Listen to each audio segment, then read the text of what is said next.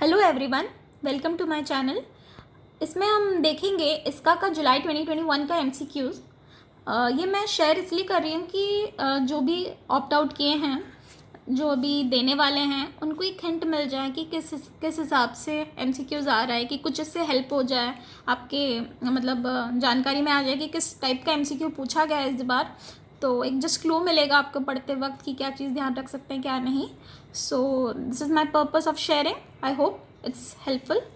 चलिए तो देखते हैं पहला क्वेश्चन 1 है सेग्रीगेशन ऑफ ड्यूटीज़। ये पूछा गया था कि सेग्रीगेशन ऑफ ड्यूटीज़ कौन सा टाइप का कंट्रोल है। कंपनसेटरी है कि डिटेक्टिव, प्रिवेंटिव, करेक्टिव, ऐसे 4 ऑप्शंस दिए हुए थे। नेक्स्ट है GEIT is a subset of dash, मतलब दिया हुआ था कि जैसे आपका कॉर्पोरेट गवर्नेंस है, IT गवर्नेंस और ऐसे करके और कुछ ऑप्शंस दिए थे और पूछा गया था कि किसका सबसेट है। नेक्स्ट क्वेश्चन है activity not covered under risk assessment. कौन सा एक्टिविटी रिस्क असेसमेंट के अंडर कवर नहीं होता है।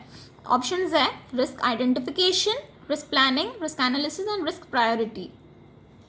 फोर्थ क्वेश्चन है वो एक एनेबलर, कोविड-5 का एक एनेबलर के ऊपर ही दे दिया था, जो एनेबलर एक पॉइंट है उस पर ही क्वेश्चन फ्रेम करके दे दिया था कि डैश से दिया था are vehicles to translate desired behaviour. तो वो हमारा एक है ना प्रिंसिपल, पॉलिसीज एंड फ्रेमवर्क, एक जो पॉइंट है उसी को एज MCQ दे दिया था। ठीक है, फिर नेक्स्ट है banks required to conduct quality assessment in dash years. कितने ईयर्स में क्वालिटी असेसमेंट करवाना है। फिर नेक्स्ट क्वेश्चन दिया था dash helps users to send media file and related content online for other people to use and contribute. Option दे दिया था फॉल्क्सनॉमी, मैशअप्स, विकीपीडिया, पॉडकास्टिंग। फिर नेक्स्ट क्वेश्चन है BCP डज नॉट कवर। ये 4 options थे DRP, business resolution plan, crisis management और एक और मुझे याद नहीं आ रहा। ये तीनों तो BCP के अंडर ही आता है, मैंने BCP कवर्स दीज 3। तो मतलब वो जो चौथा जो भी बना के दिया था ऑप्शंस, याद नहीं आ रहा क्या है, वही था उसका कि डज नॉट कवर। क्योंकि इस बार आप नोट करोगे तो बहुत सारे क्वेश्चन ऐसे does not cover, does not include, incorrect, इस टाइप के भी देते हैं, तो वो भी हमें ध्यान रखना होता है। फिर नेक्स्ट क्वेश्चन है question number 8 prevention of unauthorize modification is covered under. 4 option थे रिलायबिलिटी, कॉन्फिडेंशियलिटी, इंटीग्रिटी, अवेलेबिलिटी। ठीक है, और नेक्स्ट है database not implemented at. 4 options थे abstract level, logical, physical, external. Next question देखते हैं। ये कुछ इस टाइप का था dash is not a class of input controls. Options वगैरह कुछ याद नहीं है, बट ये क्वेश्चन था।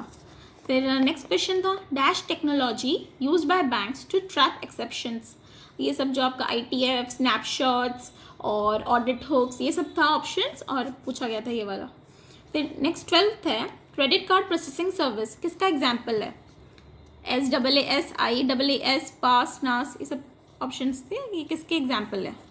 क्वेश्चन 13 है audit report with management communication shall be submitted to SEBI within dash of completion of the audit. मतलब टाइम आपको पूछा गया था, दिया हुआ था 3 months, 1 year, 2 year, 3 year, ऐसे करके ऑप्शंस थे। फिर 14th है dash is reserve for more than 1 project and coordination with client. एक से ज़्यादा प्रोजेक्ट को और कोऑर्डिनेशन क्लाइंट के साथ कौन करता है। Project manager, project leader, IAS auditor, business analyst. ये क्वेश्चन था। फिर नेक्स्ट 15 था dash test performance on program unit to verify response. Options वगैरह कुछ याद नहीं है।